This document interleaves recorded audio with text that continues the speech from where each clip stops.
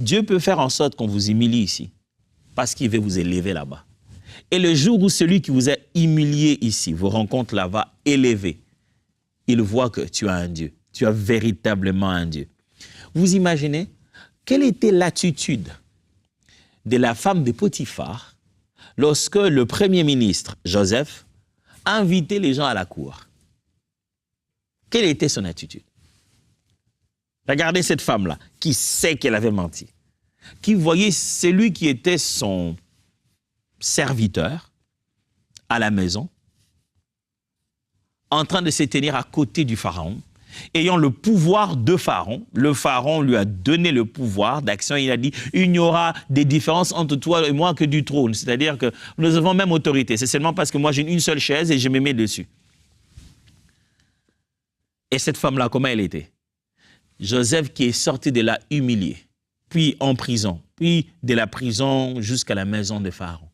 Mon frère, pour que Dieu te fasse du bien, ça ne veut pas dire que tu vas rigoler à tout moment. Des fois, ça peut passer par un chemin que tu as l'impression qu'il est en train de t'humilier. Il ne t'humilie pas, il prépare ta gloire. Quelquefois, pour bien sauter, ne dit-on pas qu'il faut reculer? Dieu fait ça aussi. Tu as l'impression qu'on t'a mené plus bas. Or, il veut te faire monter plus haut et beaucoup plus haut. Et quand Dieu veut ouvrir une nouvelle opportunité, mes amis, des fois, ça commence par la douleur. Mais c'est lui qui sait rendre grâce à Dieu, qui sait dire merci à Dieu, quelle que soit la circonstance. L'Éternel ouvrira toujours une nouvelle bénédiction devant lui. 1 Thessaloniciens, chapitre 5, verset 18, dit ceci. Dites merci à Dieu pour tout et en toutes circonstances.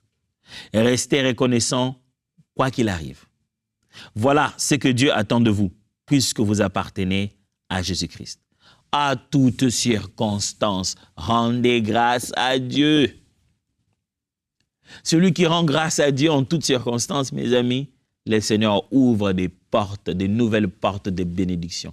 Je suis dans cette circonstance malheureuse, je rends grâce. Demain, il va la changer. Demain, il va m'ouvrir une autre porte.